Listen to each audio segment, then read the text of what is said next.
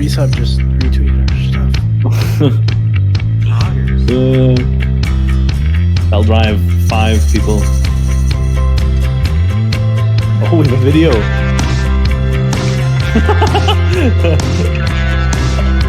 That's amazing. Comms are live, by the way. Yeah, I can hear that. Hello, everyone. I haven't seen this intro.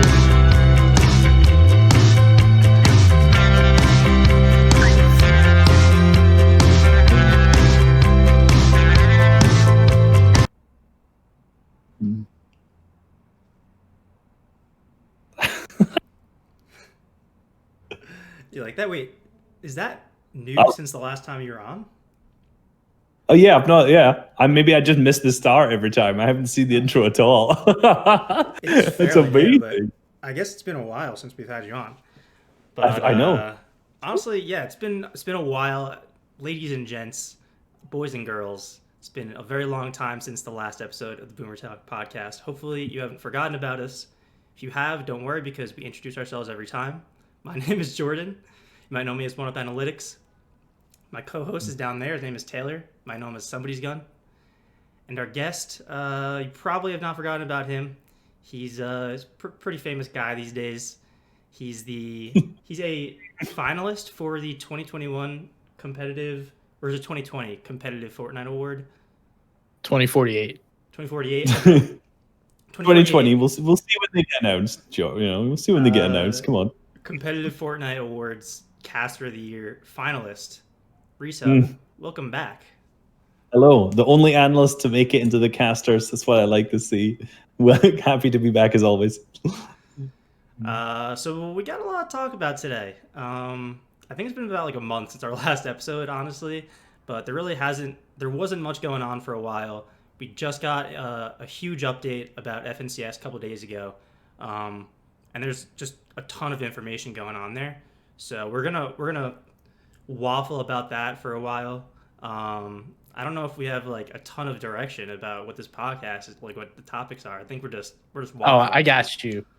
No. So we'll hold the FNCS stuff off till the end. So you guys definitely should stick around for that, especially if you're on console. We got some cool stuff for you towards the end of the show.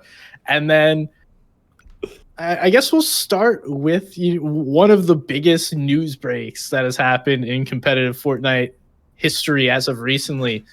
The GOAT, Zayt, has decided to hang up the cleats and decided to sit back and spectate from now on. He's doing what Reiss and I do, is watch Fortnite instead of play it.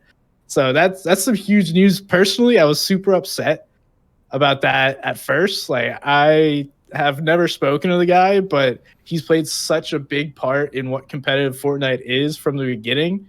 And to see him go was really sad. But then you watch his streams, you're like, dude, this is so much better than him actually playing. So I'll throw it to you, Reiss. Any initial reactions, thoughts? What you got, sir?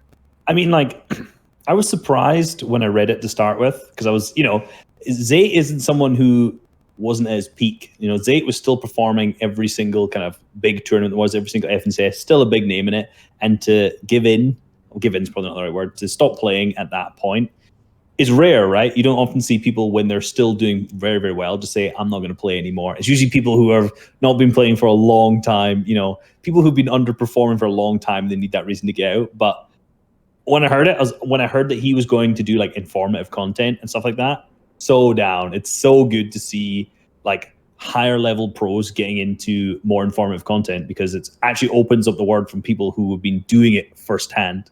Now, a lot of Zayt stuff has not been to that extent yet, because he's still at the point where he's saying, I don't know how much I can say on stream. I've watched a lot of his stream, and a lot of it is still just like, I don't know, this might fuck up people if I tell people that.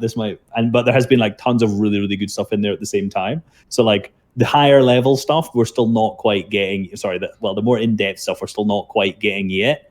But once we get that, I'll be very, very excited to see what he has to give. And his viewing parties and the stuff that he does is awesome, because like there's not many people that break it down live as it's happening in terms of like what you would do in that situation. It's more, a lot of people are just like, okay, we're watching, and that's fine. It just depends on like what you're looking for. Yeah, it's interesting because like if you think about sports, a lot of the times you have some of the top analysts are former players. They've Mhm. guys who've been through all that at a really high level. And with Fortnite, because it's been a game for such a short period of time, we don't really have like a ton of like super high level players that are retiring at the height of their career or something like that, and could now come back and spend their time analyzing the game. And not to say that like analysts that we have now are bad. We got guys like Reiss, we got guys like Somebody's Gun who are excellent analysts and they do a great job. But it's a different perspective when you have somebody like Zayt, who's obviously been like he's Hall of Fame worthy, obviously, potentially Mount Rushmore worthy. In competitive Fortnite. Not potentially. Whoa. We take potentially out of there. That guy can easily be argued as the greatest Fortnite player to ever touch the game. Fine. So not potentially. Excuse me that I insulted him so much by saying watch potentially. But yeah, so that should be interesting. Well, I think you bring a good point, because like the people that actually play the game most of the time aren't the ones giving out the information or breaking it down at all. Like I said, mainly because the game is so young. I agree. I think there'll be way more people getting into that. Vivid said he was interested in it, and you saw his kind of leaving. What's the word I'm looking for? Message. Twit longer, whatever it was that he said he was interested in getting analyst stuff as well, and that's awesome, because like the more people who are getting into it is great. And like I'm on the other end where I've been analyzing it tons and not playing it as much, where they've been playing it tons and analyzing it less. So it's like we have like a nice barrier or balance of everything if all of these people come together into the community, right? You have people coming in from every single angle who have information from every single source, and I'm sure Zayt knows all of it anyway, so it'll be interesting to see what comes out of it in the next kind of year or two. Yeah, and as he gets further away, I think he'll be more and more willing to share things. I'd say so, but yeah. As a player, he's always been, kind of one step ahead of the meta, and he probably gave that to Stretch and Saf. Like, they probably are one step ahead of the meta right now, and he's like, I don't want to ruin it for these guys yet. But give him a month or two, come end of FNCS when we're in grand finals and he's just doing a viewing party.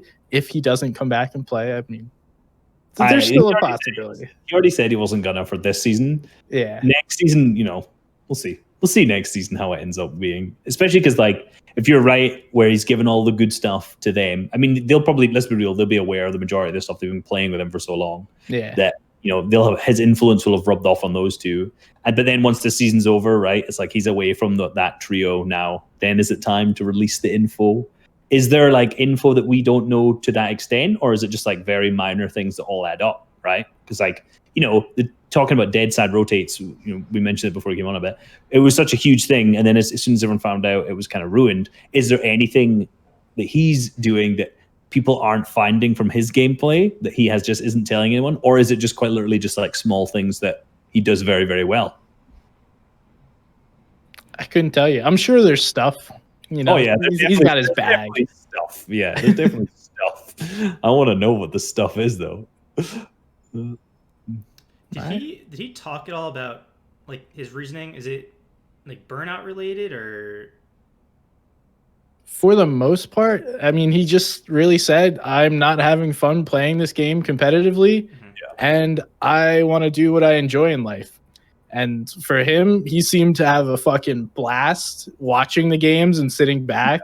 And from my understanding of the guy, like he gets life more than most people who are his age, right? Yeah. Like, if you're not happy doing something, just don't continue to force yourself to do that just because there's cash at the line. Mm-hmm. And he easily had a shot to win FNCS this season, next season, this entire year. So for him to turn that down and just sit back, be like, hey, I'm going to have fun doing this. And if I don't enjoy it, I'll revisit what my decision is. He didn't totally put away the idea of returning, but he said, it's not fun, not for me right now. And even with like the big prize pools now that have been announced, he said he wasn't coming back. And let's be real, doing what he's doing now, he can make way more money. Maybe potentially not, obviously, from that first place slot, because that's going to be a big prize pool for any East. But like over the course of the year, probably more money doing what he's doing right now. In particular, if he keeps holding the same amount of viewers on Twitch as well, like it's a lot. Especially building his like socials for the future if he wants to do anything else, getting his personality out there rather than just being in the game, etc., etc. So it's what he's doing now, I think that's a very, very good call. Cool. Any last thoughts on Zayt? Otherwise, we're going to move on to one of my favorite things. Underage gambling promoted by certain orgs and websites in Fortnite. And, I'm sure people are like, no, wagers aren't gambling, whatever. I call it underage gambling. I think gambling's an issue regardless of what age you are. So throw that out front of how I feel. But along with taking down, Epic reached out to people hosting sub-customs, took those down, and said, nah, we're not running these anymore. It's always been against TOS. And they finally decided to take action on it. So there's no more sub-customs. You can't run tournaments or games through a paywall. And they've started acting on people wagering as well. So if you're wagering on stream, be careful because Epic may be taking away your creator code. And if that's meaningful to you, I would be careful. Have they actually started taking away people's codes and stuff like that? I'm trying to I hope they have. I'm going to be real because I think I've always said wagers are one of the most stupid things you could possibly do in Fortnite. Like, it is clearly against TOS all the way. And it's just like, in particular for big streamers to be doing wagers on stream with their viewers, like, firstly, that's just scummy because like you're a top level pro player and essentially your fans are paying to be a part just to play with you for a bet. And you're winning. You're winning. Like, let's be real. Like was it Clicks and Unknown? How many was it box fight and build fight wagers that they won in a row? It was like 100 in a row and stuff like that. It's like you're just taking money from these kids. And obviously a lot of times you do it on like Rematch and some of these other gambling websites that you're clearly going against people that are close to your skill level, but at the same time that's what you're doing. And people putting them on Twitch or making a video about them, like, that is one of the most stupid things you could do. Companies who are promoting like Rematch, what the fuck are you doing? Like, come on, guys. Yeah. Nothing, Jordan. You seem like you might want to say something. No, that's fair enough. No, I was gonna say something. I literally just forgot it, so that's why I was like opening my mouth and then stopped. Yeah, I think for me, this is only a good thing. I know sub-customs were a great way to practice for players, and that's honestly more unfortunate than the whole wager thing. Like, I wish they took care of those a much longer time ago. But at the same time, I don't think you necessarily need to make someone pay to have good practice, and I think that comes down to the whole player-based perspective and how you view practice. Because if $5 a month is going to make you not grief customs, then look at yourself, because $5 is not a lot of money, right? Like, if that is what stops you from not being a dickhead during scrims, then you have a greater problem than sub-custom. So well, we know that. Yeah. I think like what they're doing now is because like Unite works much better now. There's like a new Unite beta version, which the previous Unite could only do the first 100 players. So you get one lobby, which for a large customs is useless, right? Because there's usually 1,000 people sometimes queuing for one of these like really stacked, like I say 1,000 in like some of the other Discords, right? That are lower quality games. And how'd you ban those people? There's so many leaked keys. It's so bad. But like with the new Unite system, there's no leaking keys at all, unless obviously they do it to like pros first and then they leak it. Right. But transmit, what the hell? Oh, sorry, I'm getting some weird Discord message and my mic has been transmitting for 30 seconds. Oh, it's pausing Spotify for me. Well, that's nice. Anyway, sorry. So at this point, what it now does, the updated one has, I think it's like a capacity of 500. So you can get like 5 full lobbies without leaking a code. So like now you don't really need the sub one as much because you can actually get high quality games, ban the griefers easily and not leak the code at all. So if you played any, like Rue says in the chat, Verox used to get griefed all the time. And it's literally like, we would love playing those scrims because you get really good stack games. They're super fun to play. It's like, even if they're not the best practice, like most realistic, they're just fun to play those level of games. But it's like every team, every game, you'd have some idiot run up and shoot you. And it's like, I wasted 15 minutes of looting for this guy just to run at me and kill me when I'm in the open. And it's like, it's just boring more than anything else. And now I think the paywall was good, but now like I actually think the infrastructure is there to run those customs reasonably well without the paywall. And that's what Benji Customs is doing, is now they just closed the Discord in terms of like no one else can enter apart from like invites. So all the people who did sub are still in it and they've kicked some of the inactives. So now you just have like a Discord of people who want to scrim, easy to kick people, difficult to get invited to, with the Unite system that works. So like now those customs are great and they're still really fun to play. And it still provides another opportunity to get sponsors into the space, right? Like if I'm consistently running 1,000 people scrims every day And I know I have that captured audience within a Discord. Like that is a good opportunity to get more money involved, and you can still pay players for winning those games, just not putting it behind a paywall. So I do think there's some opportunity there as well.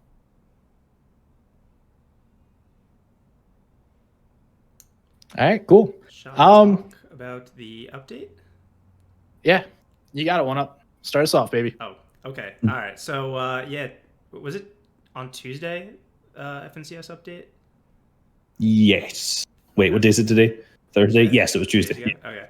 Yeah. So Tuesday there was the FNCS update detailing a lot of different stuff about this full year of FNCSs.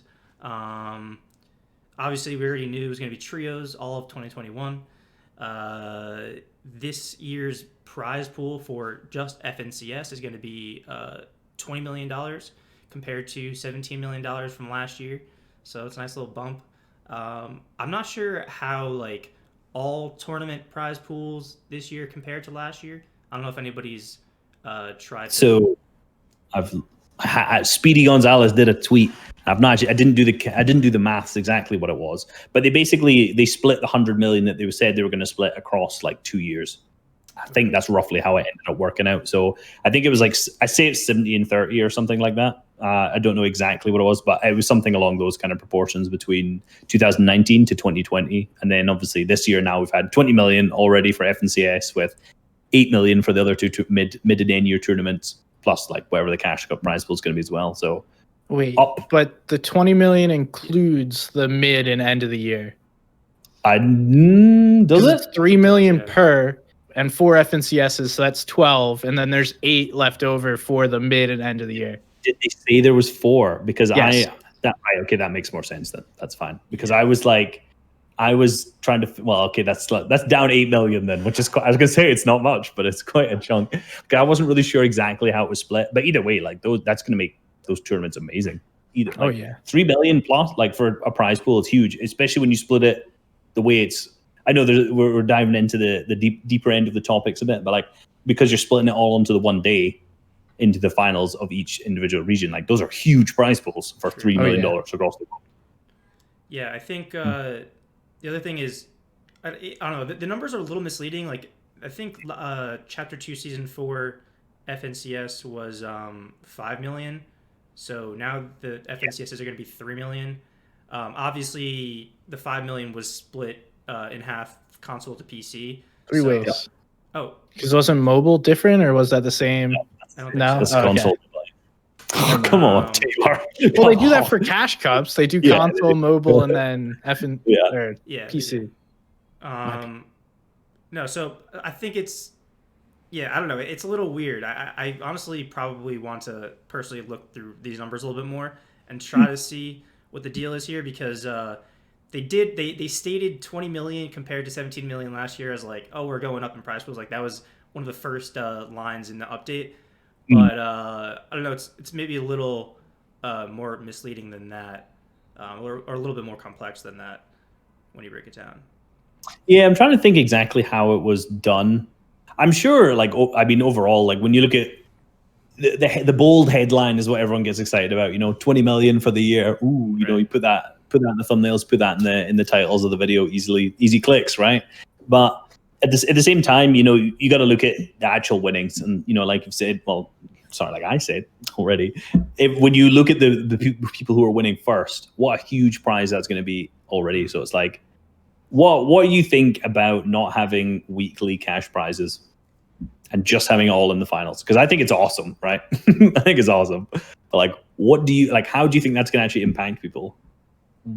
So I think based on the format changes, and we'll go towards that, but it's a really good play because they changed it. So if you qualify week 1, you can't play week 2 and 3, which is, I could place, let's say 10th right outside of qualification, make $5,000 each week, and then qualify for series points and make some extra money. Like there would be ways to game the system if that happened. So it's interesting to me that they totally took that out. And honestly, I think it's necessary. Like you shouldn't, besides in Fortnite, you shouldn't get rewarded for just winning a qualifier. Like it's a qualifier for the tournament. It's not like a winning. And then just to put into perspective, Fortnite released 20 million for FNCS. COD League released 5 million for their major league. So 4x what Call of Duty is doing, and that's their major series that costs $25 million to buy into. Literally anyone can play FNCS, regardless of if you're paying 25 mil. So just perspective and the overreaction to the cash cups in the beginning of the year. I'm so chill, man. I tell you what, when I was recording this video I did 2 days ago, I was talking about it all. I wish I'd kept this in. I cut it out. There was a section of it where I was like, I remembered that I tweeted at the start when the trio cash cups were announced. I remember I was like, I made a tweet that was like, I'm not going to comment on the prize pools until FNCS is announced. And it's funny, I caught it all on recording of me going to the tweet, finding it, and being like, I was right. I knew I didn't comment on this for a reason. And it's like, that's the thing. People jumped on that. They've made hashtag make FN comp great again. And I literally tweeted, I was like, you're saying make hashtag FN comp great again for a cash cup that it's a cash cup. Like FNCS hasn't even been announced. I was worried that it wouldn't be good based on the cash cup, definitely. But I was like, maybe we'll wait a week before we try and get something trending. And someone did comment, obviously, well, the prize pools are only good because we made that hashtag. I was like, do you know how this works at all? It's like, that's one of the worst things. Like, yes, you had like 15 people hashtag make comp great again, and they're like, you know what, let's make 20 million pounds instead of 2 million pounds or dollars, whatever it was. It's like the thought process, some people made me laugh. The funniest thing is that they've even changed the cash cups to now be better. They've taken the money from the LTM cash cups and been like, okay, we heard you guys here in the solo and trio cash cups, like, good job. You don't have to freak out about the first 4 cash cups or tournaments released this year. And they're every week what? Now. Yes, every week, finally. Like I don't know what the original thought process was to have them every, like, a trio cash cup every 2 weeks. I'm like, when I read that, I was like, come on, surely that's just like, you could put the LTM tournament on another day, and even if there was like a cash cup 1 week and then like a no cash prize the other one, it's better than just nothing. But I do like that everyone was like, oh, we need solo cash cups. I guarantee you the people playing that cash cup will the W key, they'll grief, they'll go on Twitter and they'll say it's a shit tournament. It's like, it's just what's going to happen. I'm like, people will not remember the fact that they didn't have that 2 weeks ago at all. They're just going to be like, oh, this is the worst tournament in solos. Ooh, thoughts on solo cash cups being on the same day as FNCS? Oh, I love it. It's so good. So because like the whole point, right? It's at the same time as round 3. So essentially, there's 4 rounds split across the qualifiers. Round 1's on the Friday. Round 2 and 3 are on Saturday. Round 4, it was used to be called the finals, is on Sunday. We've changed all the names of it. I'm happy about that. Qualifiers, semifinals, finals, away from heats and grand finals, whatever. We just need to get used to the terms. So like the round 3 on the Saturday evening it's at the same time as that, and it gives the people who actually don't get to round 3, which is going to be tough because I think it's top 250, 200 around that mark to get to round 3, something like that. So it's like 250 can confirm 250, for EU at least. Off the dome, let's go. Yeah, so like it's like a tight qualification mark, definitely, to get into that, and it's tough. But like the people who've just missed out on that won't be playing that for nothing, and they can literally go and play a cash cup, try and perform better. And it's like, it's not going to be played by the top teams, definitely. That's fine. So it's like that cash cup isn't going to be won by the best player straight up, but it's like that gives you an opportunity. Actually, as they wrote in the blog post, it like to prove yourself, because without that cash cup, what if you have genuinely improved a ton and you don't have a trio at all? Like, how are you going to show people that you've improved? Like, if you do well in 5 cash cups in a row, but you don't play any of this season's trio, next season you could get a trio easily. I've come top 100 every single cash cup. Like, I'm a good fighter. I'm smart. And it's like, yeah, I didn't get to play the trio FNCS at that point because they're my trio, but look, I'm good. But without those cash cups there, they would have no way to prove themselves at all. That wasn't really what you asked, but that's my answer anyway. Well done. What was the question? Reiss's waffling has got me thrown off. Yeah, the timing. On the same day as FNCS. I think it's good and bad. because it doesn't get its own spotlight. So like it's a chance for you to prove yourself, but only for people who are looking. It doesn't really, because I think someone like Aussie Antics is a great example of highlighting even smaller people. Monster's been doing this in the solo spotlight. Yeah. And now with that coinciding with FNCS, those two guys aren't doing a viewing party for the solo cash cup during FNCS. So that kind of takes away from this big spotlight that those guys might get shown on them. But it still allows them to play at a high level without the best players and prove themselves, which in turn, is more important. Like PR is what a lot of players go off of when finding trios. So that'll be a good way to quote unquote farm that. Definitely. And I think what I hope is that the prize pool for that is pretty spread. Oven's going off on Zayt. You talk for a second. Okay. Should we just start talking? I'm a professional. That's fine. But what was I talking about? Oh yeah, I hope the cash cups are pretty like widespread cash pools. So so it gives people an incentive to play them well, right? So they're not just grief fest W key games all the time. Like the Pele Cup and some of these football cups were just horrible quality. There's like 5-man moving every game because it was for a skin, right? But if there's like a reasonable top 50, that would be good. Even if it's just like if there's like a small amount of prizing for top 50 for the cash cup, that would be really, really cool, because fundamentally you'd have people who want to play high quality games, and if they won, they're not getting like a big cash reward because it's not the top tier players because they're playing trio FNCS at that point, but like they'll still be rewarded or something like that. Wait, did you play the Pele Cup? Because once you got to a high elo, like the last few games started to see Storm Surge. I was certainly not in a high elo, right? Okay. Some serious performance coming out of me yesterday. I could tell you that much. It was neck and neck between me and the first place team. But I watched some of like the guy who came first and some of his highlights in EU at least, and like all the end games were bad, and all my end games were bad, and everyone I saw. I also died just like 4 times. It's definitely an EU thing, yeah. It's definitely an EU problem. I didn't watch any of the NA1s to see how it was. I just assumed it wasn't going to be good. But yeah, it certainly wasn't good here. So I hope they have the good prize pool just purely so that people play the cash cup properly. Gotcha. All right. That was a little... We went in different directions there, but back to FNCS, right? We have the change in format. So I'm going to throw out my favorite change, and that is the difference in scoring formats from a single lobby versus multiple lobby gameplay. Anything that stands out to either of you guys? Jordan, anything that stands out as far as the change in format? Well, can I make a comment on what you just talked about? Yeah, go. All right. Yeah, I don't know. I know that that's a change that Taylor loves. Like, I knew that Taylor was going to say that, because he's been saying for a while about the points not being like earned the same from round to round. I personally like, I don't know if that makes that much of a difference. Like, we're still competing for this on the same format within a certain round. So like, I guess it might be a little bit easier to compare performance from one round to the next. So like that, that might be a little bit cooler, but I don't know if it really like. You've answered that in the most analytical, numbers-based potential way possible. Because what you're saying is like the top team who will win round 4 essentially won't reflect who would be in round 1 based off the format. Because like there'll still be games that they'll get rewarded playing against shitty players like me and Taylor. Come on, so like there'll be players it won't reflect the high skill level of round 4.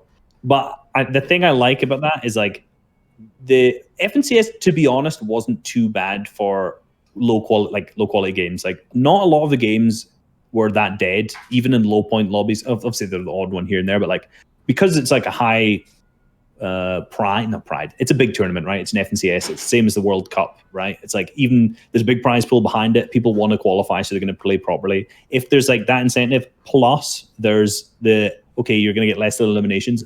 I think those games will be very, very good, just purely because of that. Sure, like whoever wins that, no one's going to care who it is that comes first in the opens. But like My main concern is that there's like high quality games over and above anything else, right?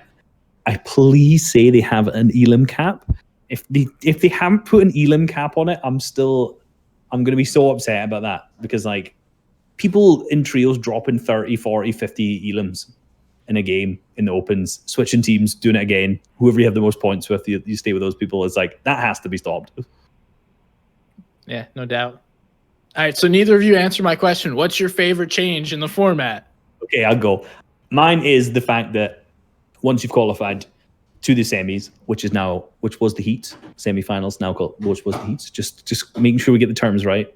You can't play the further weeks. We kind of mentioned that earlier. But the reason that's so good is because my biggest qualm last season is that once qualifier 1 was over, qualifier 2 got more boring, and qualifier 3 was like, on the broadcast, I was kind of running out of storylines, because it's like, has this guy qualified before? Yes. Who's griefing someone else?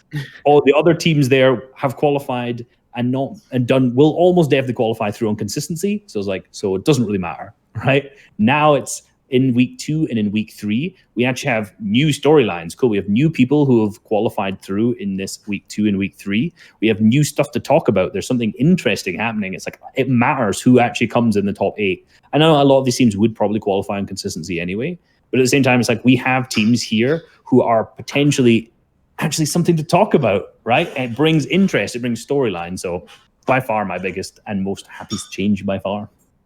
And that simplifies things as well, because it's not like, okay, so this team triple qualified all 3 weeks, so now there's 100 plus 4 teams going through the series points, and then you have this team that they had, like, it just simple. You qualified, there's still series points, but now that number is set in stone, and you know that. I'm a big fan of that as well, because if you qualified in week 1, I don't know why you wouldn't just simply grief your drop spot every single game, and now there's no benefit. You can't even do that. Nope. So it's like, you risk now, if you grief a drop spot, well, firstly, the team landing there is probably not going to be the team that'll be in the semifinals or in the finals. So what's the point in trying to grief this other team from you? So you'll actually play it out. Plus, you haven't qualified yet, so you actually have to play your own games out. So I am very excited for that. That is something that is a big change that, like, I'm sure there was other things they could do to make those, like, to make it grief proof as well, and make like each individual week more important. I potentially think having less qualification slots is the big one, because I don't think it's having, I don't think having for consistency slots being, there's 102 of them. Like, it's still, if you make a finals, you've probably qualified to the semi-finals anyway. If you make a round 4, I'll use my terminology correct. If you make a round 4, you've already qualified through to the semi-finals. So, it kind of takes the storyline away a bit there, but still, at least it gives us some backstory into that top 8 situation. And Jordan still hasn't said his favorite. There you go. What'd you say? You still haven't told us your favorite change yet. So okay, yeah. So this is it's actually not a change in format. I just want to flex on the fact that console and PC prize pools are now combined, and I predicted that was going to happen once next gen consoles came out. I predicted that as early as, like, I don't know, June of last year. I said it on the podcast multiple times. If you've watched the podcast, you've heard me say it, and I was right. So fuck all of you who said I was wrong.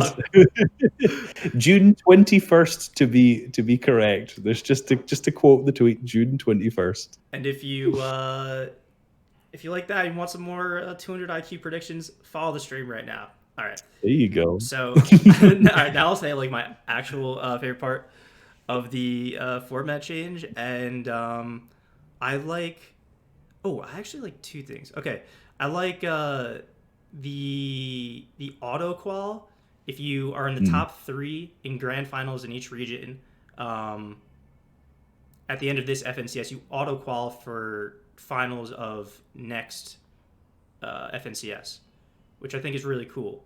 I think, honestly, like, anything that we could kind of try to keep those top tier players in the eye of like the spectators, and have that kind of narrative from FNCS to FNCS is really cool. that also incentivizes those teams to stay together, those trios to stay together from one FNCS to the next. And you know that those are going to be the top trios. So we're going to pretty much guarantee that the top trios in this season are going to be together next season. So that's going to be super, super cool to see. It's also like we've discussed on the podcast before about the possibility of an org signing a full trio, especially with the 2021 being all trios. That's another, like, right there. If you could sign a trio and coach them to be a top 3 trio this season, then you know that they're going to be in the finals next year. So like that's awesome. So hopefully that will incentivize some orgs to try to do that. I don't know. I hope so. Because like from a just purely, so here's like a total side tangent. I've definitely not gone on 15 of those already, but from talk when you're like casting or doing an analyst role on any form of broadcast, wherever it is, when you have to say teams' names, right? When you have to say that an org, a player, org player, org player. So essentially, you know, if I was to say FaZe Mongrel, Liquid Metro, and Tayson, I think if he was on E11 at the time, right? Every single time I was referencing the team, it's like it's a mouthful. It's easy to mess it up, and it's a lot of time you're trying to shorten a team's name as much as possible to try and make it impactful, make it flow in a sentence well, and make sure you're not just running time over all the time. And like last season in NA East in particular, we had the TNA trio, which was so easy to say. It's like they won it. TNA trio. You know who you're talking about at the time. Their names plastered over it. Their usernames have TNA in it every single time. It's like it's so good from like I was going to say from our perspective, which it is, but I think for everyone, they get a good reputation for being a team and org trio as well. And I learn more about that org because like I'm interested in the fact that they have a full trio there as well. Yeah, I'm not sure that they're so just thinking of it, and EU may be different, but just top of my head, probably not. I don't know if you can sign a trio that's gonna come top 3 right now. Like if I had to pick, you might be able to get like one guy out of the top, like, I don't know, 20. But most of these guys are getting scooped up and quickly. And with FNCS quickly approaching, your roster's got to be filled ASAP. But obviously, as TNA proved last season, it is possible. I'm just saying this and may look like a dumbass come a couple months. So it is possible, just unlikely. I think most teams won't.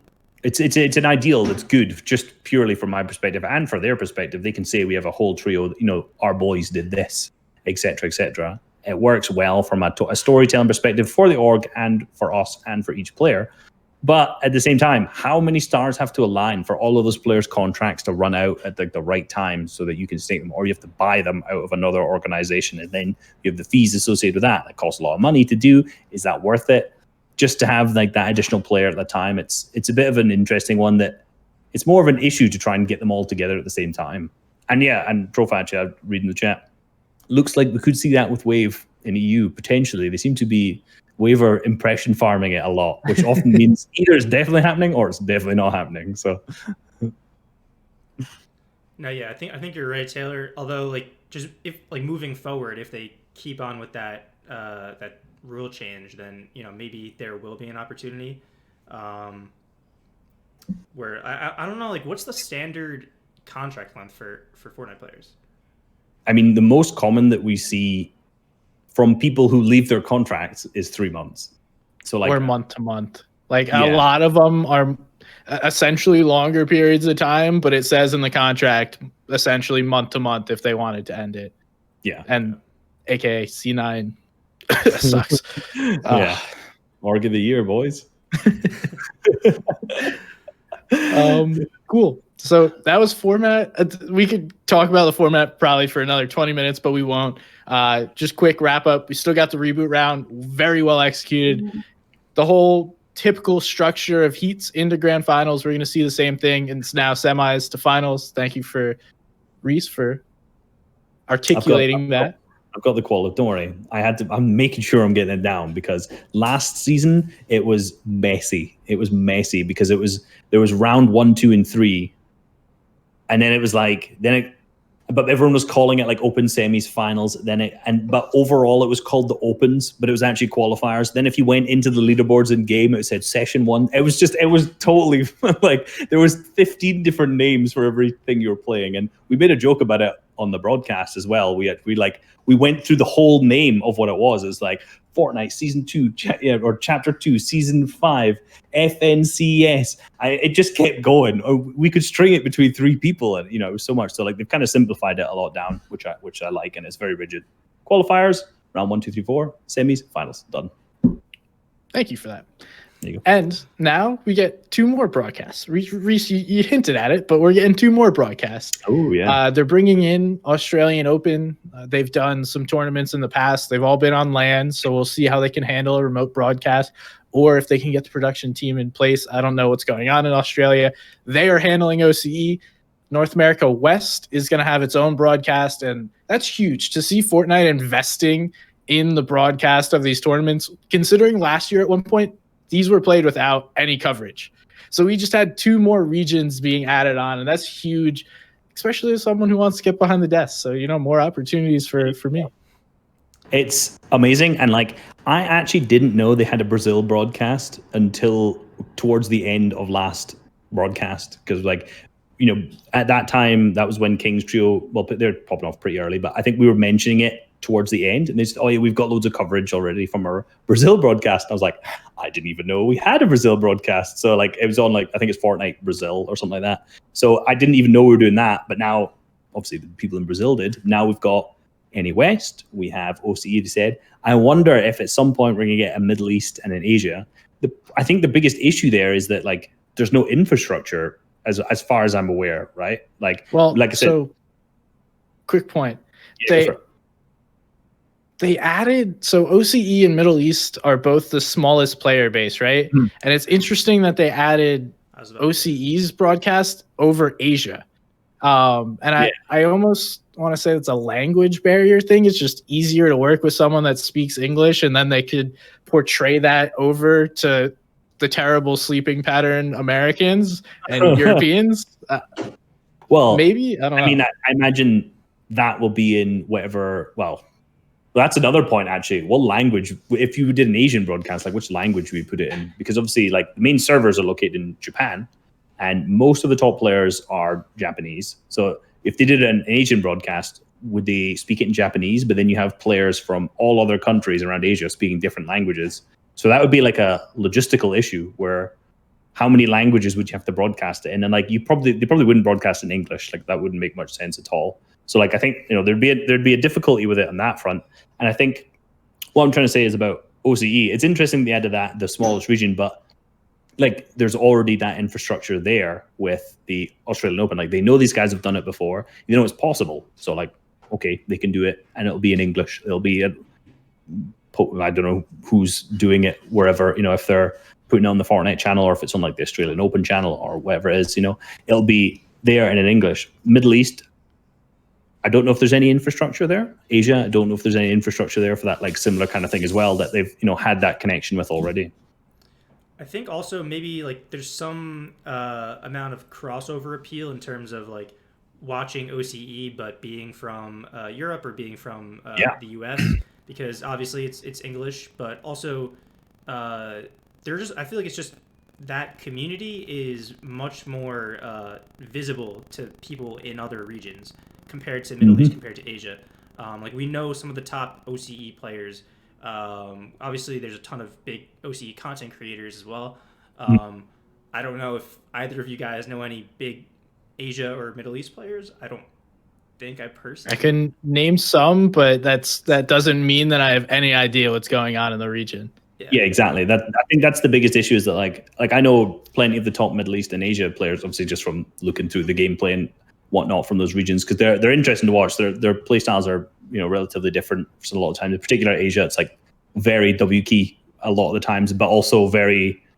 They play a lot of placement, but it's like some people are just absolutely ham W key players because like they know how to use the zero ping, and they know that a lot of the players on that region aren't on zero ping. So it's like there's like a ping balance on the region a lot, which is interesting to watch from like a finals perspective on how that works. But like I said, I couldn't tell you much about the region. I couldn't really tell you who was on that good ping, I could tell you like the FNCS champions if I had to search them out and remember them. My memory's horrible, but like I can't tell you much about that region really. Same with Middle East either. But like I think you're right on OCE. You know, a lot of people know Jinx, Alec, and Worthy. In particular, you know, Jinx and Worthy, I think, and Alec's obviously getting a name for himself now as well, train with those two.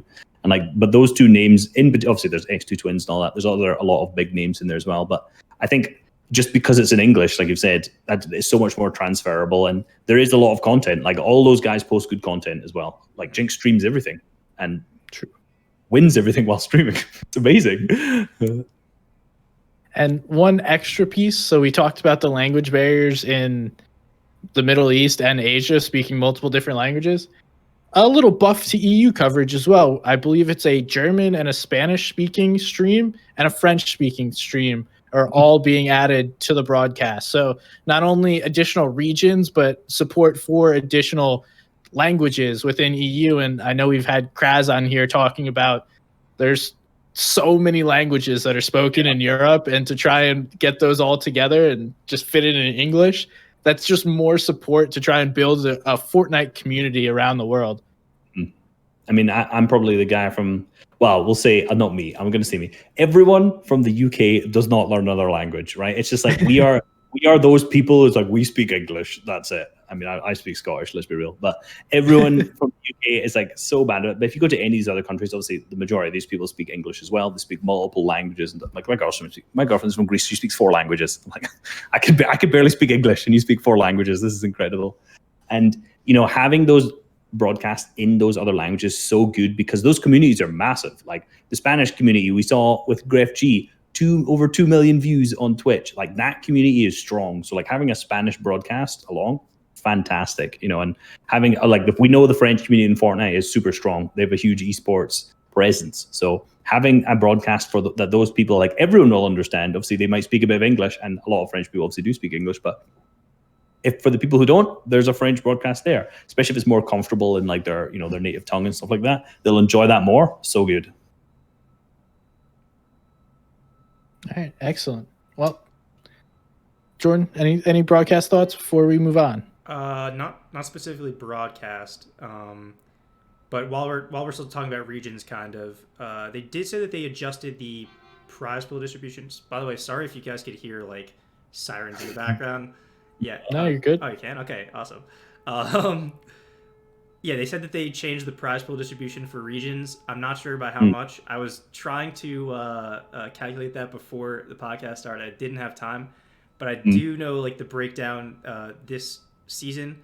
So EU has 45%, NAE's got 23%, West and Brazil both get 10%. Asia gets 5, Middle East gets 4, OCE gets 3. So OCE is like apparently clearly the smallest region. And I think like I do want to run the numbers to see what it was last season, but I think just by looking at it, I think the fraction for EU has increased prize pool wise. So somebody already did that for you. Oh. EU definitely saw the largest money increase. I don't know percentage wise, and I think the only region that went down in like OCE overall, was OCE. They actually lost money, which is weird to see them invest in a broadcast, but give them less money than last year. But obviously, from my experience with the region, it's very top heavy compared to other regions where it's going to be the same, I don't know, let's call it 12 people winning every single event. Yeah. I mean, like Jinx is absolutely a top player, and I'd love to see him compete on EU or on NA East, you know, one of these other big regions, because I truly think he would hold his own as one of the top players. Same with like Alec and Worthy in particular, one of the like best fighters in the region by far. But it's like, you know, if a player of that caliber was on like, you know, EU, probably even any other region that had like a bigger population, like would have won 3 FNCSs in a row. It would be tough to say yes, maybe on like, you know, Middle East or Asia, depending on how like, the play styles play out. But like, you know, on any other region, it would be very, very difficult to see that being like a 3-time champion. It's just because it is so much different between top to bottom. You know, in EU, there's such a tight gap. Like everyone who makes finals is going to be so close skill wise. And like the team who pops off will be the guys who figured it out the most and like the best, who have got the best paths, that the drop spot down, the rotations. And I think in EU, the guys who are at the top who win that will be the team who is like, I don't want to say the best because it's Fortnite, let's be real, there's tons of RNG in it, but like that they will have kicked the ass of everyone else who's pretty damn close to their skill level. Yeah, I definitely agree. And on that, we've changed the meta and almost increased the skill gap because you've removed shockwaves and rifts from the game. Me personally. Yes. No. Reiss, you removed console from the game. Sorry, you don't get to take those movement items as well. Yeah, I mean the metas I like infinitely more fun. In particular, this is a weird thing to say, but for solo arena, it's like obviously not the pinnacle of competitive gameplay, but like the ability to fight someone and not have them shockwave away, actually it makes playing solo arena playable until you get sniped. But after that, fantastic. Like up until that point, so good, right? There is the issue now of snipers though. Like it always happens, you take something out, and then there's obviously something else becomes really strong. But like right now, snipers are a problem. Like every trio has a sniper. Sometimes every sniper has two. Every two snipes, and it's like you have to get so much damage for Storm Surge. If you take a peek, you have to take a hard peek to get damage. Boom, you get sniped. So it's going to be. I want to see what teams are doing for Storm Surge. I'm very, very excited. I hope we have a warm-up cup. They've not said anything about that yet. I hope we do, because I really want to get a look into like what the actual meta is looking like for Storm Surge in particular, because with snipes, it's going to be like, are you just going to have to hit so many snipes, or are these players going to be fighting all the time to try and get enough tags? Because like Storm Surge is going mad right now. So I'm excited to see how that plays out. Jordan? Nada? All right. Well, I got some. So I think it was a huge cop-out in the Shockwave Rift meta in order to actually know how to play the game. Because I could base up wherever I wanted in 5th zone, pop that Rift Fish, and then boom, I'm chilling, I've made it to 6th zone. And if I have 2 Rift Fish, boom, pop the Rift Fish, I've made it to 7th zone. I've spent no mats, and I've done nothing besides pop a Rift Fish. That's the wrong glider animation. You need to do the one. I use an umbrella, bro. Oh, you're an umbrella guy? Me too, don't worry. Yeah, I'm one of these, but all the top tier players, they ain't doing that. They're doing the whole surfboard thing. True. But like that's just that's part of the reason why we're having so many heal offs, is because the materials were not being used and everyone was just using movement to make it through these games. Now it's going to take so much more skill and knowledge to play the game, because you can't just, oh crap, someone's in my box, shockwave, boom. And now you don't have to worry about that person in your box. Like now you have to deal with the situations you put yourself in, and they're just going to pile up. Every decision you make is either going to be a good or bad one that gets exponentially better or worse as the game goes on. Yeah, and that's great, because like as you kind of nailed it with the easy getaway card. It's particular, I said that with the Soul Arena, but in stat games as well. It's like someone gets onto your wall, you just shockwave away, you're fine. It's like, okay, did I position myself well? Does it matter? I'm out of there. Who cares, right? So a lot of the times it's removing. I know I don't want to sound weird when I say this, but like Epic Games loves shockwaves. Like they just keep putting them back into the game. And this has happened meta after meta. Catty Launcher came back in, they put shockwaves, they kept them in again, and it's like, I'm glad they took them out, obviously, this season, but I was just hoping they'd be gone from day one so that everyone knew that the shockwaves wouldn't be there, because like they've proven to be so disruptive. And I think from the scrims and from what I've seen so far, you kind of touched on heal offs, and that really, there does not seem to be many heal offs going off at all. A lot of these people just do not have materials at all to get that far, and that's good. Like, you don't want heal off's so boring.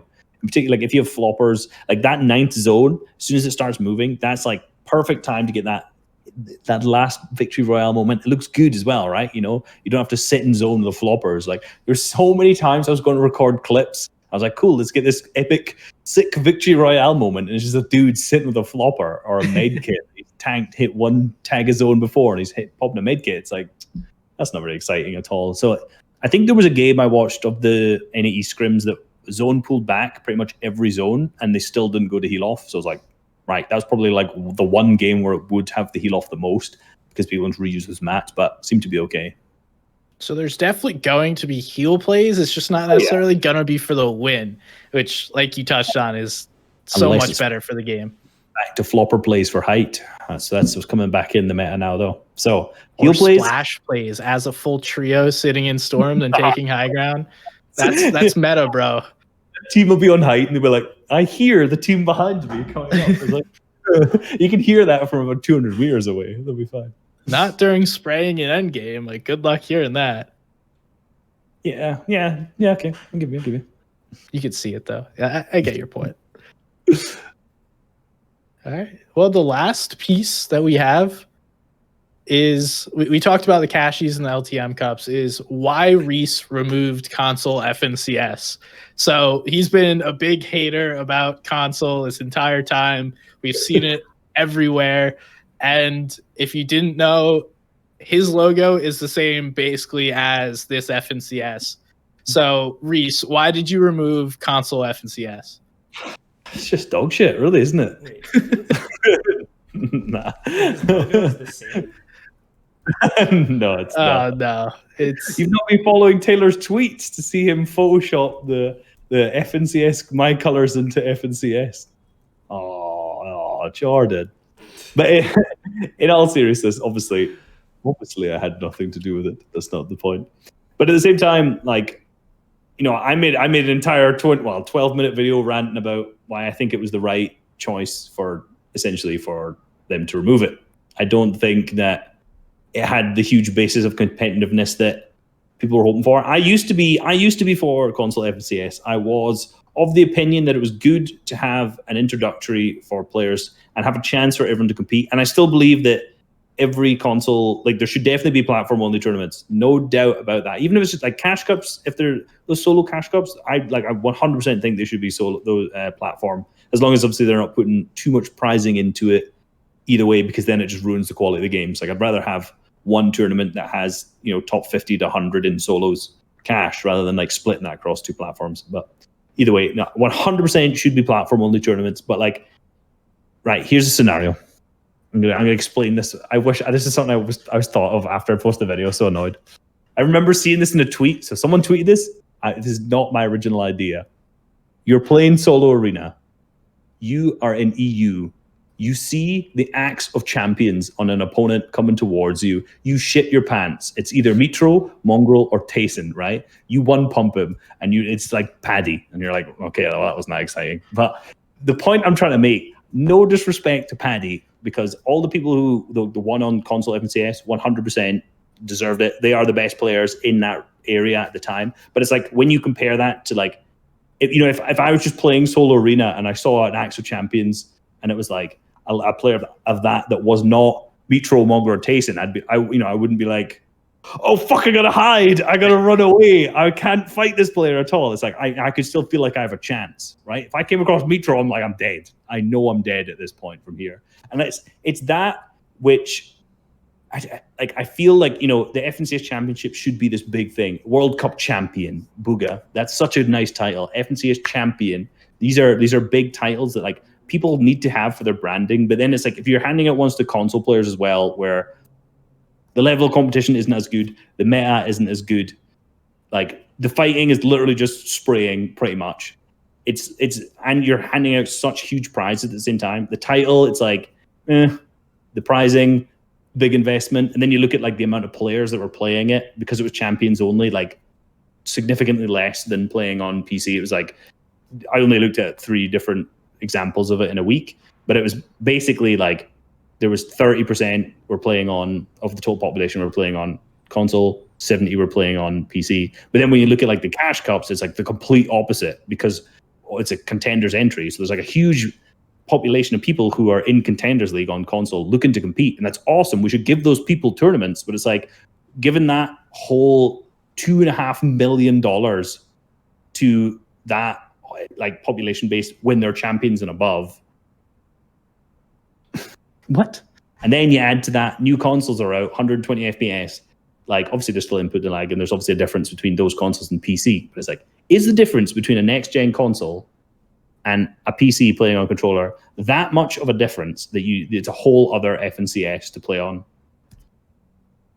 There's my rant. That's my 12-minute video put together into like one rant. But like either way, like I don't feel like the console FNCS should exist anymore.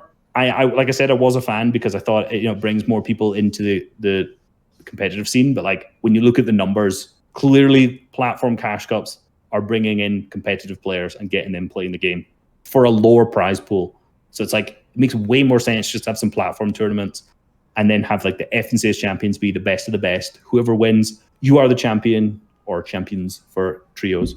Done. So there you Jordan, go. What do you guys? You called this, so I'll let you go next. Wait, what was the question? Why did I remove console? I can't answer that for him. You just answered it.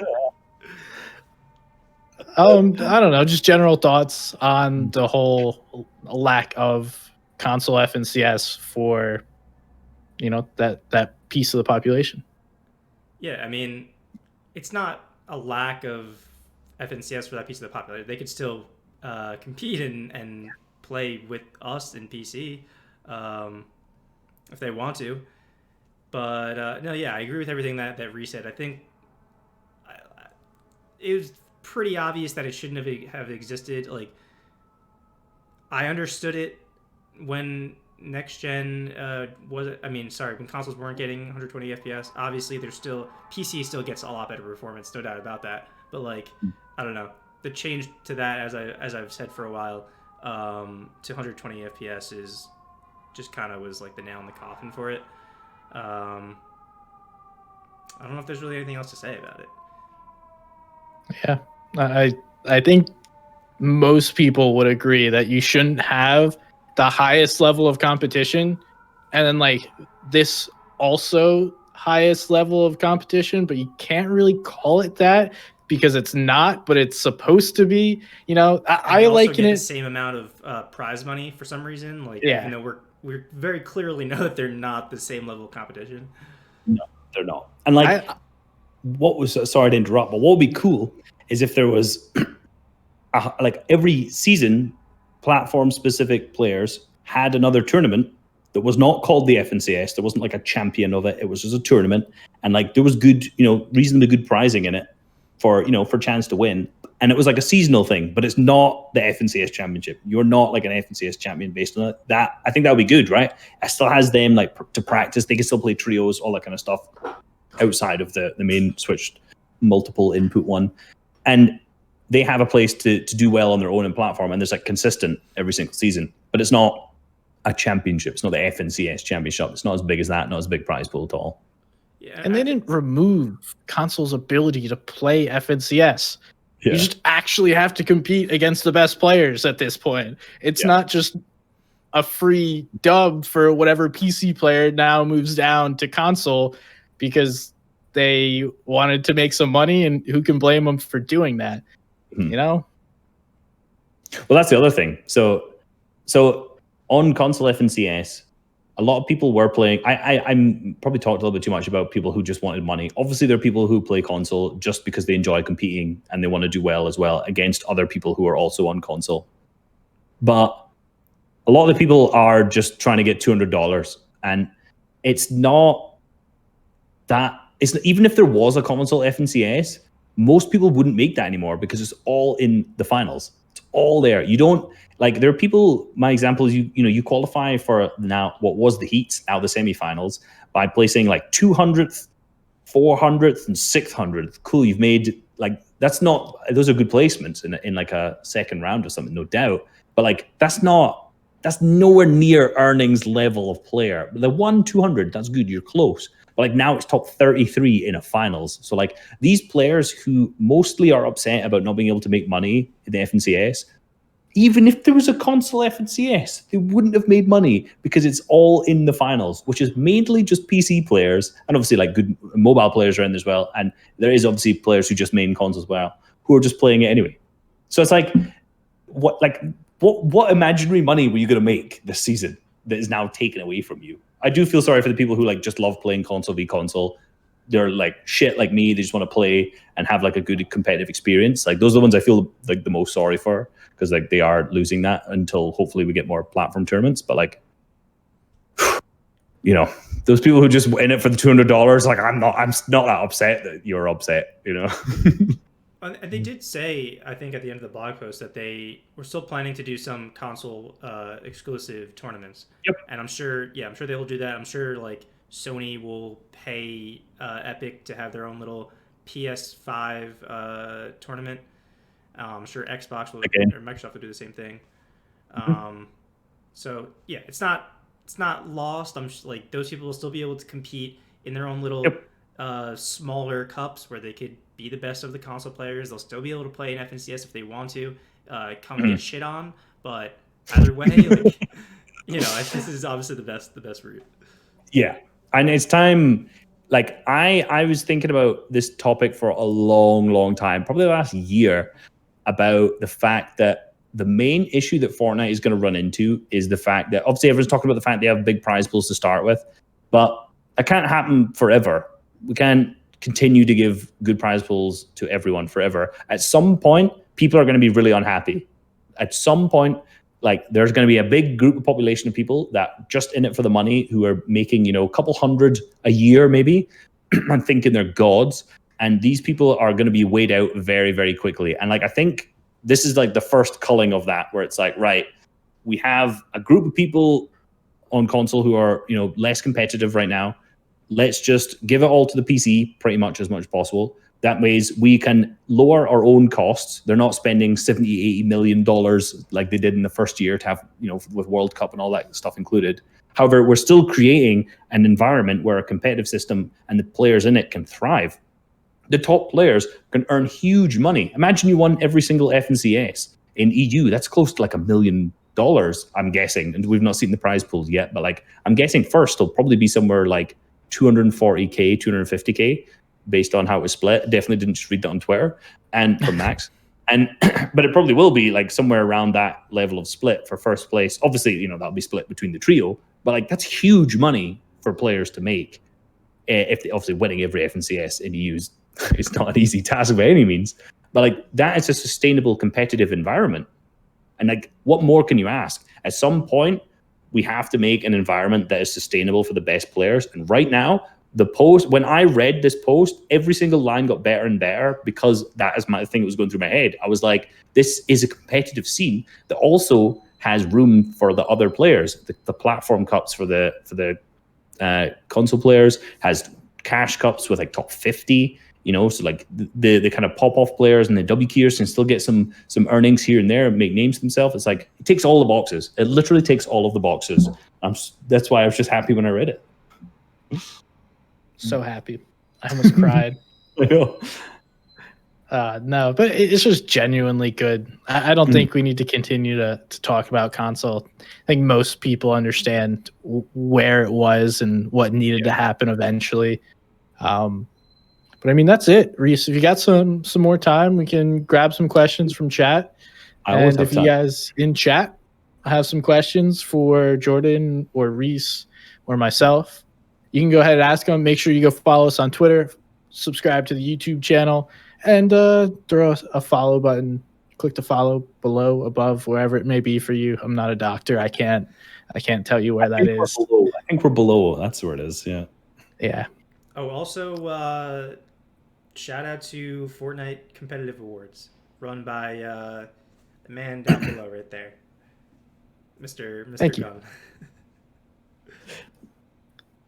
Yeah, people could vote on Twitter, right now? Yeah, till tomorrow. And then, so you get the 10 major awards can be voted on through Twitter. Tomorrow, our panel's already voted on them. I tallied them up. I mathed.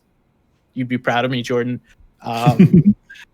And then tomorrow I'll be throwing up I believe it's 8 community awards, that whatever nominees we got through Twitter. So 100% community driven.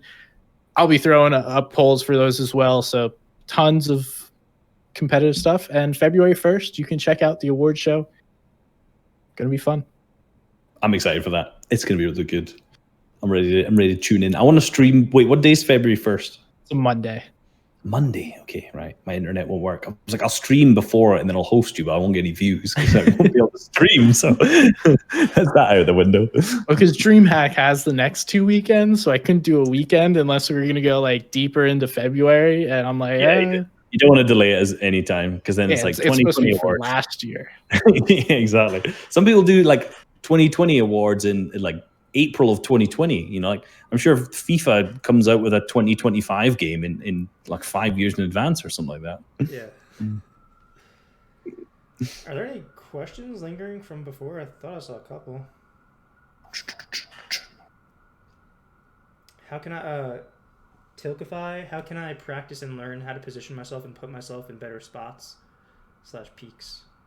That's a good one. So positional awareness on the map and how you find the good ones is by finding a lot of really bad ones and realizing where they were and then being like, right, well, I'm not going to do that anymore. Because like, you know, you can trace every game back to a main death usually. No, sorry, you can trace every death back to like a main mistake. It's not always as simple as that. But 99% of your games, there's like one big fuck up you did. I made a bad edit. I got shot. I took tons of damage. Then I had to use my shields. Then it came to moving zones. I had no shields. I got tagged up again. I'm white. You know, it's like there's one main mistake in nearly every game. And you can do that with your positioning pretty easily. You go, okay, why did I die here? So you start working the game backwards and you're like, okay, well, this rotate was really bad to get to fourth zone. Okay, well, where's your third zone positioning? And then you realize where you were edge had to travel max distance in a third zone because you'd made a horrible rotate and you're on the congested side where there's 40 other people. And you're like, well, maybe that position wasn't great. So you say, okay, that wasn't good. Next time, next scrim, next game, keep doing it over and over and over again. And you'll eventually figure out that you just go center third. And that's it on a hill.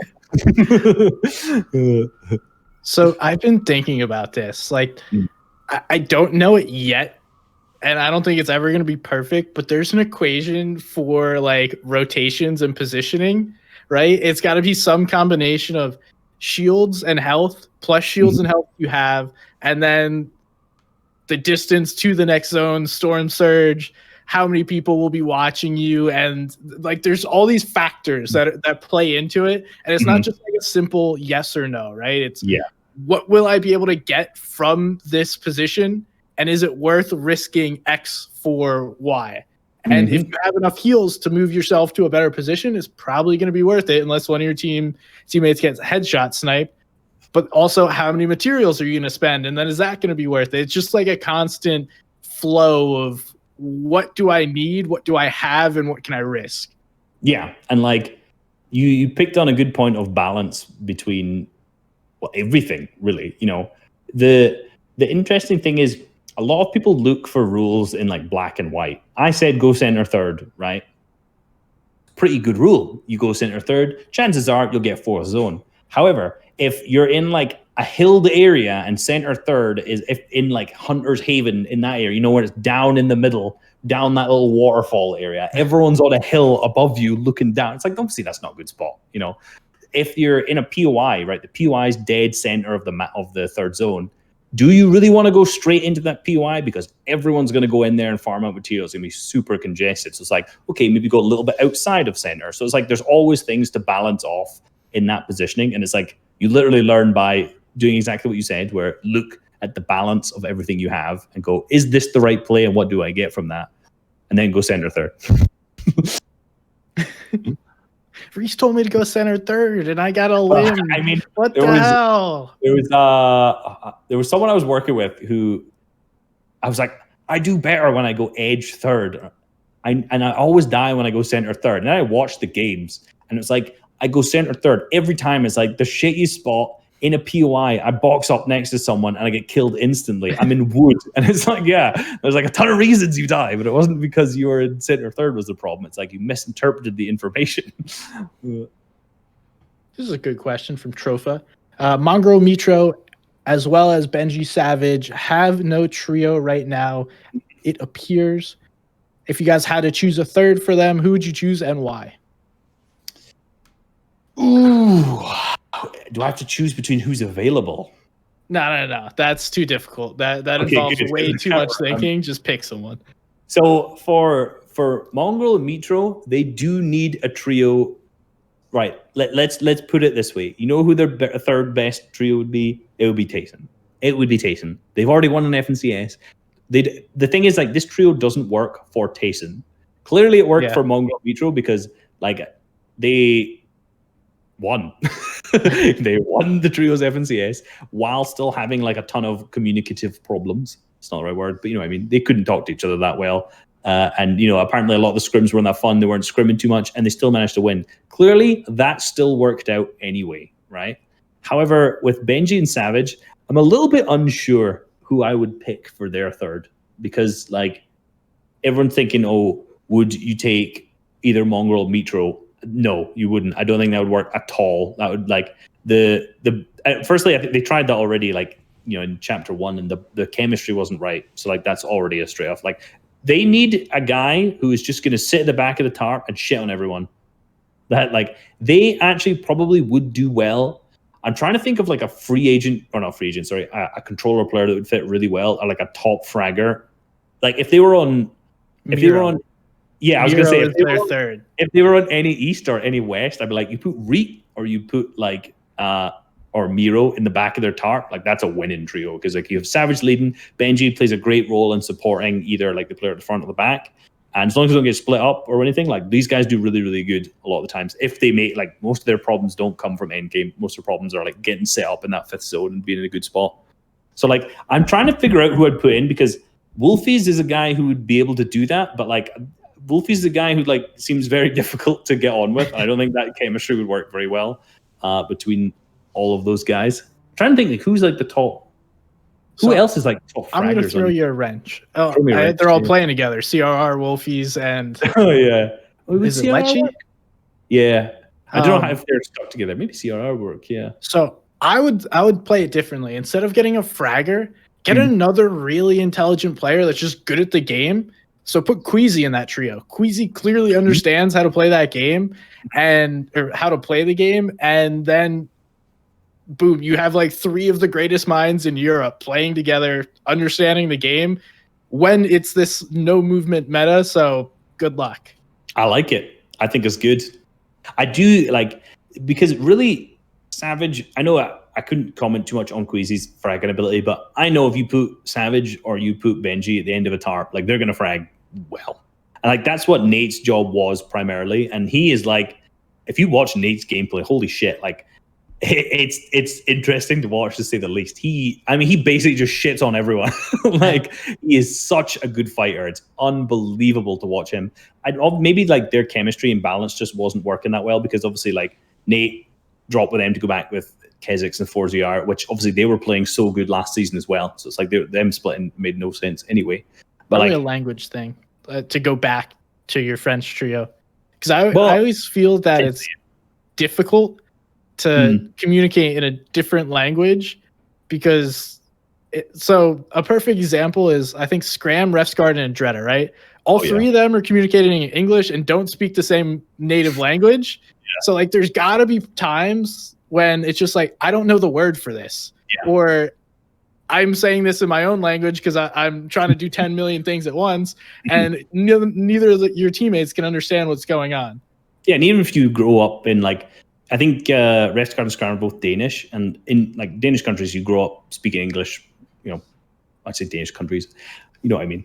They grow up speaking English. They learn English as they grow up. But, like, there are, like you said, there's still terms. It's still a second language, so there's still, like, terms that you'd miss out on, and you'd be like, how do I say that? But I think watching them, they have, like, specific terms set up for stuff in advance. Like, if you listen to their comms, I can't remember off the top of my head, because they've streamed one of the cups they won. I think it was Razor Cup. The Razor Cup. That was one. Yeah, they streamed that, and, like, if you listen to their comms in that, you can hear them saying, like, you know, the roof play, something like that, right? Where they've clearly established what they were talking about already, but in advance. Maybe that was maybe not even a language thing. Maybe they're just talking about plays they have, but, like, that could play into it, right? It's like, I tried to describe what the hell I'm talking about, but I couldn't, because maybe there was a language barrier in English. So there you go. Well, now it's the roof play. There you go. So now we know everyone knows what we're talking about, and you just say roof play. Done. All right. Yeah, I don't know who they total tangent right there. Well done.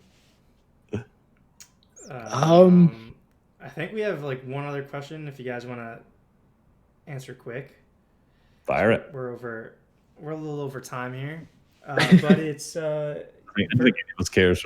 Vertex asked, believe the top 3 teams in Grand's auto calling for next FNCS is a good thing, but he believes there could be some negatives, such as the 3 teams auto calling are probably landing major POIs, but they won't be able to alpha it during the next FNCS until Grand Finals.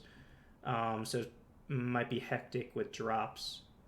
And then Trofal also said with that, they got to wait. Those 3 teams have to wait 4 months until the next FNCS Finals to play those 12 games, which might take away some competitive drive.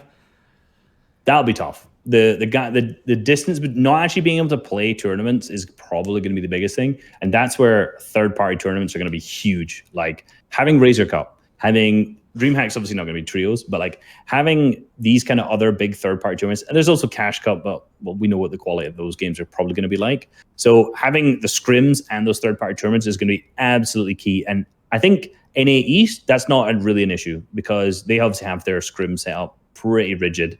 And, take a major POI like Misty this season. Everyone knows who's dropping Misty. I don't right now because I haven't checked. But at that point, like once the FNCS starts, everyone knows which top team is going to be landing there. And they all know I'm not going to be trying to land at this spot if I will want to fight. If it's, Scented Edgy Commandment, for example, they used to go Misty. I don't know if I've not checked in East yet to see if they still do. But like if they're still landing Misty, you go, I don't want to fight these guys because we know what they can do to you. So like, we're not going to go there. We already know the team that's going to land here. You know the region really well. So I don't think it's going to be a problem in any East. In EU, where unless they manage to consistently get good scrims together, that will be a problem. I totally agree because like,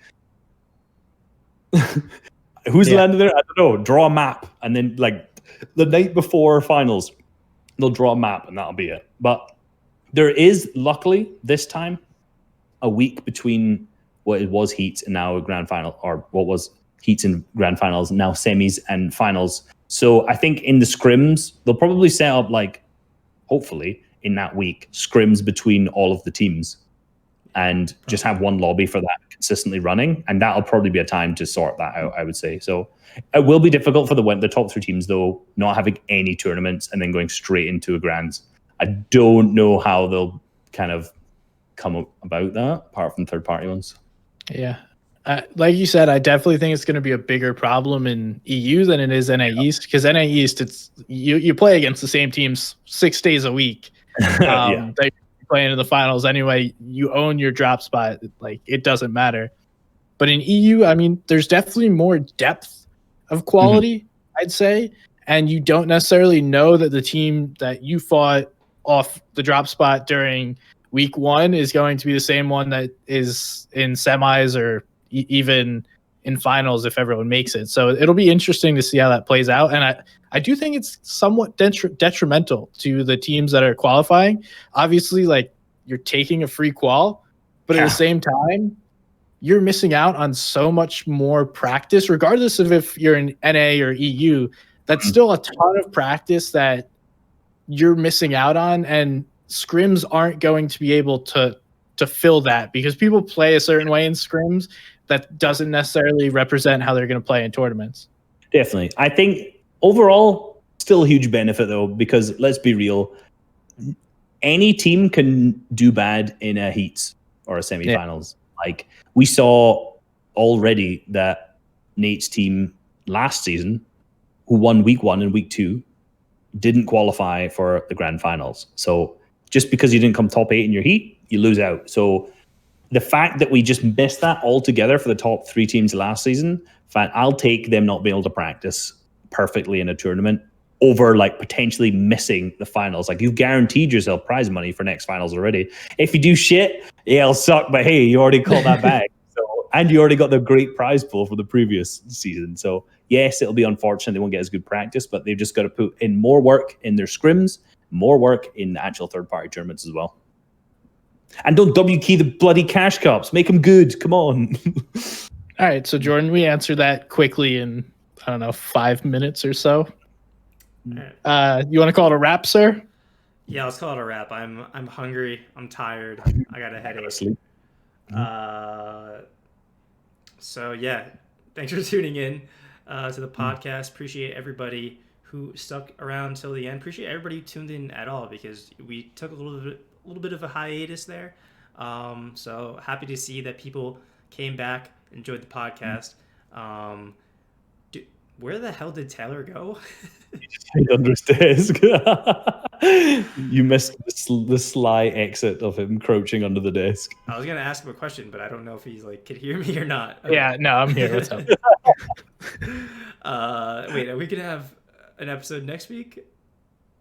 Yeah, let's say yes. Probably. I say yes every week, and then we do or don't. Probably. But honestly, you could just follow Boomer Talk FN on Twitter, and you'll know. So, or you can also follow us here, turn on alerts, and you'll get a update every time we go live. I don't go live on this channel unless it's Boomer Talk. So, if you like Boomer Talk, follow the channel. Reiss, thank you so much for joining us again. I think you're the most recurring, is that the right word, guest? I don't think so, but I am. I'm almost certain I am. So I will take the crown. You're not allowed to have Levin on anymore unless, like you can have him on. I think you can have Levin on Levin once, next week. and then you got to go me again. And then you could do like me and Levin. And then it's like, I'm always one ahead, right? Just keep that one in mind. Bella was in the running for a while too. But I think you might have surpassed him now. I feel like I have, yeah. But yeah, thank you. If you wanna plug anything, say anything about yourself, go ahead. ReissHub on all socials. You know where to find me. And check out the Fortnite competitive awards run by Taylor. They have their own Twitter account. Taylor, what's the app?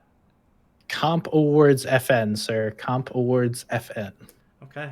And yeah, that's a wrap. Whap it.